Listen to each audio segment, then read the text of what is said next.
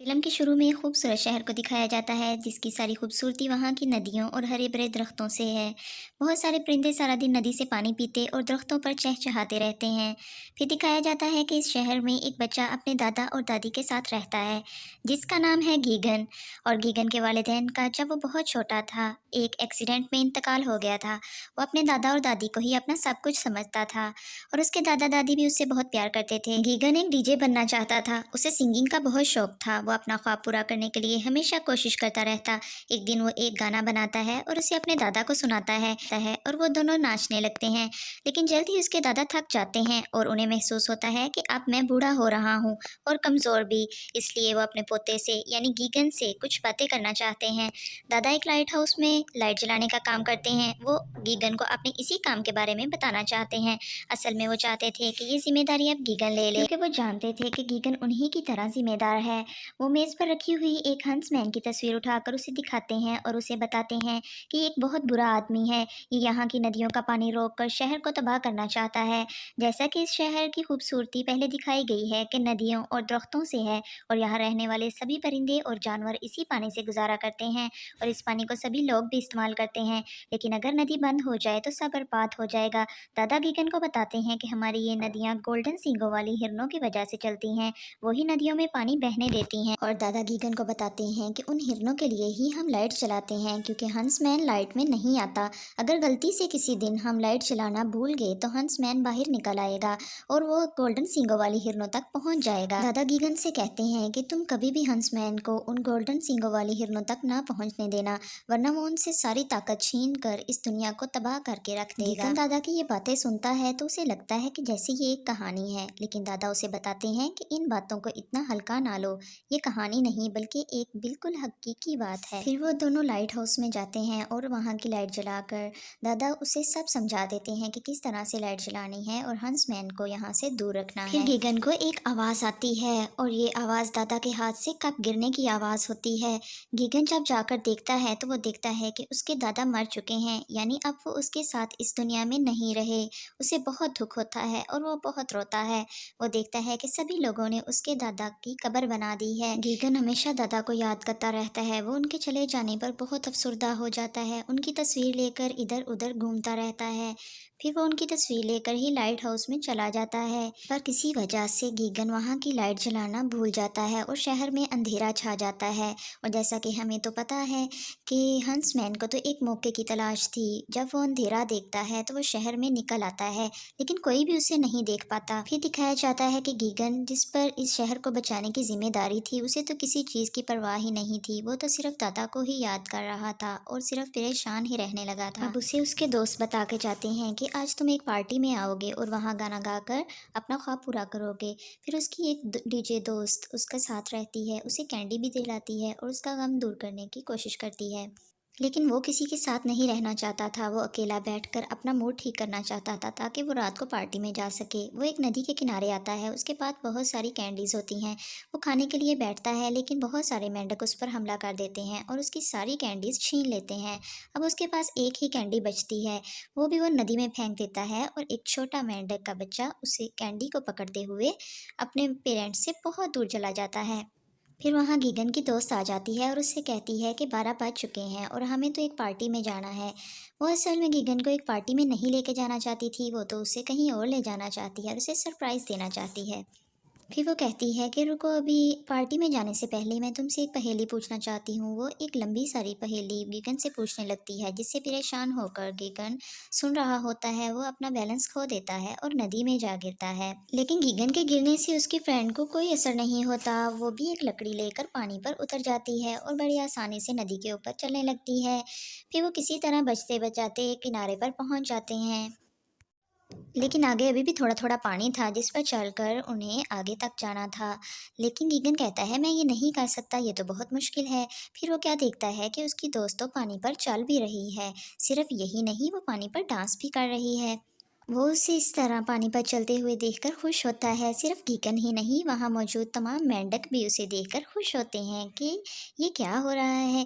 गीगन को लगता है कि नदी में ही कोई जादू है, शायद जिसकी वजह से उसकी फ्रेंड पानी पर इस तरह से चल सकती है। गीगन भी पानी पर चलने की कोशिश करता है, लेकिन वो पानी में गिर जाता है। शाम होने पर वो दोनों आग जलाकर बैठ जाते हैं। गीगन अपने दादा की वीडियो अपनी दोस्त को दिखाता है, तभी उसकी दोस्त बताती है कि ये एक जादुई जगह है, यहाँ आकर तुम अपने दादा से मिल सकते हो। गीगन को लगता है कि वो झूठ बोल रही होगी, लेकिन फिर वो लड़की बताती है कि जब मेरी ग्रैंड मदर की डेथ हुई थी तो फिर मैं दोबारा यहाँ पर आकर उनसे मिली थी। गीगन को इन बातों पर यकीन करना मुश्किल था, लेकिन वो सब भुलाकर सो जाता है। सुबह होने पर उन्हें कुछ मेंढक आकर जगाते हैं। फिर गीगन की दोस्त उसे बताती है कि ये मेंढक तुम्हें तंग नहीं कर रहे, बल्कि तुमसे माफ़ी मांगना चाहते हैं।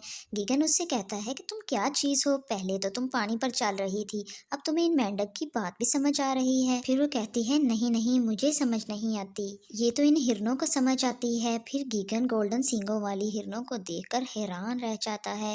ये तो वही हिरनें थी जिनके बारे में उसने अपने दादा से सुना था। गीगन की दोस्त उन हिरणों से कहती है कि इसके दादा अब इस दुनिया में नहीं रहे, जिसकी वजह से ये बहुत परेशान है। फिर वो सारी हिरणें उसे खुश करने के लिए एक डांस करती हैं, लेकिन ऐसा डांस गीगन ने जिंदगी में पहले कभी नहीं देखा था।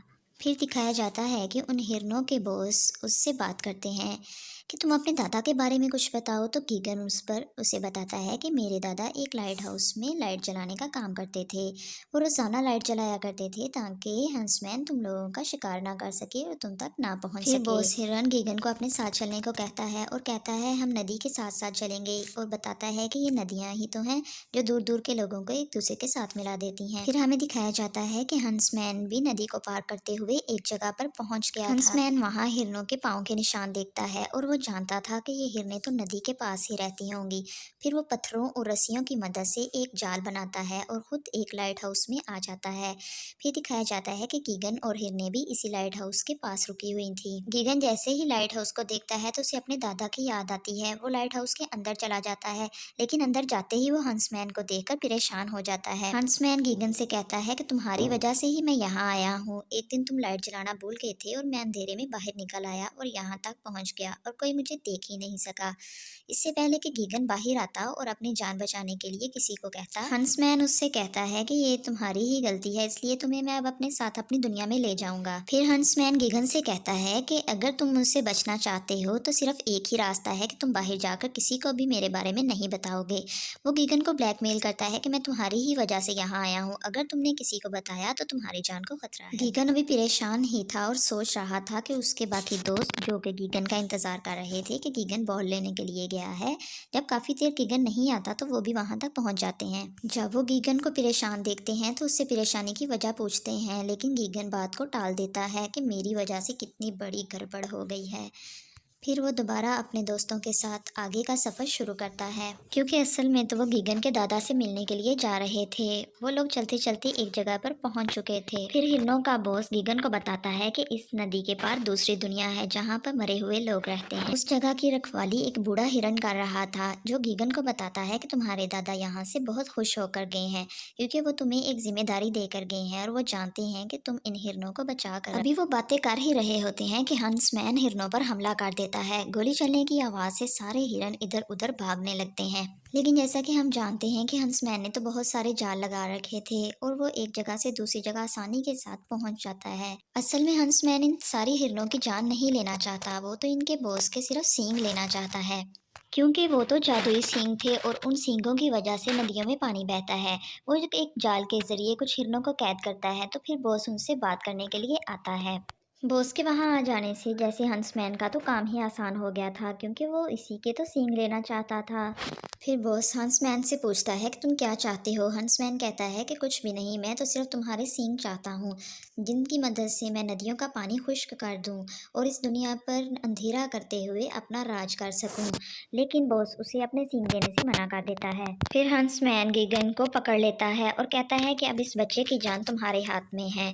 अब बॉस मजबूर होकर उसके आगे लेट जाता है और अपने सींग उसे देने पर राजी हो जाता है कि तुम मुझे मारकर मेरे सींग ले सकते हो। अब हंसमैन उस पर गोली चला देता है और उसके सींग टूट जाते हैं। सारा शहर एकदम अंधेरे में डूब जाता है और नदियों का पानी भी खुश्क हो जाता है। इन सब में गीगन भी बेहोश हो चुका था, लेकिन जब उसे होश आता है तो वो बॉस को मरा हुआ देखता है। गीगन को लगता है कि ये सब मेरी वजह से हुआ है। वो वहाँ बैठा ही था कि बाकी सब हिरन भी वहाँ पर रोशनियाँ लेकर आते हैं और बॉस को मरा हुआ देखकर कुछ करने लगते हैं। एक हिरन एक डांस करती है और उनकी सींगों से एक रोशनी निकलने लगती है।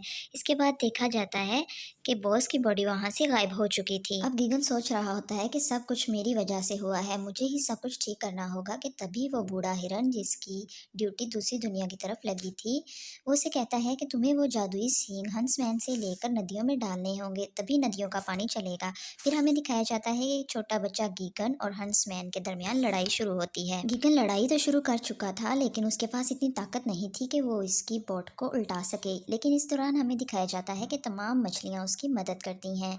वो सब की सब बोट के नीचे जमा होती हैं और बोट को उल्टा देती हैं। उनके बोट उल्टाने से सींग नदी में गिर जाते हैं और हमें दिखाया जाता है कि एक बहुत ही प्यारा हिरन नदी के अंदर से बाहर निकलता है।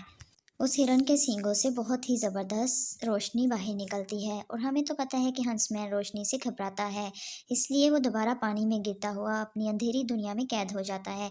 नदियों का पानी वापस आने लगता है और हर तरफ रोशनी ही रोशनी फैल जाती है। पानी में मौजूद सभी मछलियाँ गीगन के पाँव से पकड़कर उसे बाहर किनारे तक पहुंचाती हैं और गीगन को तैरना भी नहीं पड़ता। गीगन जैसे ही किनारे पे आता है, उसे मेंढक का एक छोटा बच्चा मिलता है। वो जानता था कि ये कहाँ से आया है और इसके मम्मी पापा इससे दूर हो चुके हैं। वो ये भी जानता था कि इसके मम्मी पापा कहाँ होंगे। वो मेंढक के बच्चे को उसके मम्मी पापा से मिला देता है और सभी मेंढक खुशी से ढूंढने लगते हैं। फिर गीगन अपने दोस्त से कहता है कि देखो, मैं भी तुम्हारी तरह पानी के ऊपर चल फिर रहा हूँ, लेकिन मुझे एक बात की समझ नहीं आई कि अब तो बॉस हिरन भी मर चुका है और वो सींग भी ख़त्म हो चुके हैं, फिर ये रोशनी और नदियों में पानी कैसे है। अभी गीगन ये बातें कर ही रहा था कि वो देखते हैं कि अचानक से एक और हिरन के सींग बड़े हो जाते हैं और उसमें वो तमाम जादुई कुव्वतें आना शुरू हो जाती हैं। अब गीगन समझ चुका था कि खुदा ने एक और हिरन को सिलेक्ट कर लिया है। अब गीगन समझ चुका था कि अब उसे फ़ौरन वापस जाना चाहिए और लाइट हाउस का काम संभाल लेना चाहिए। अब गीगन हर रोज़ लाइट हाउस में जाता और वहाँ की लाइट्स जला देता। फिर दिखाया जाता है कि गीगन और उसकी फ्रेंड वापस आ जाते हैं। फ्रेंड कहती है चलो अब हम पार्टी में मिलते हैं। गीगन कहता है पार्टी तो 2 दिन पहले थी और हम अब कैसे शिरकत कर सकते हैं। फिर उसकी फ्रेंड उसे बताती है कि तुम भूल गए, वो तो एक जादुई दुनिया थी, हम सिर्फ 2 घंटे के लिए ही वहाँ गए थे। फिर गीगन खुश होकर लाइट हाउस आता है और वहाँ पर लाइट जला देता है। फिर उसे अपने दादू नज़र आते हैं और वो उनसे मिलकर बहुत खुश होता है।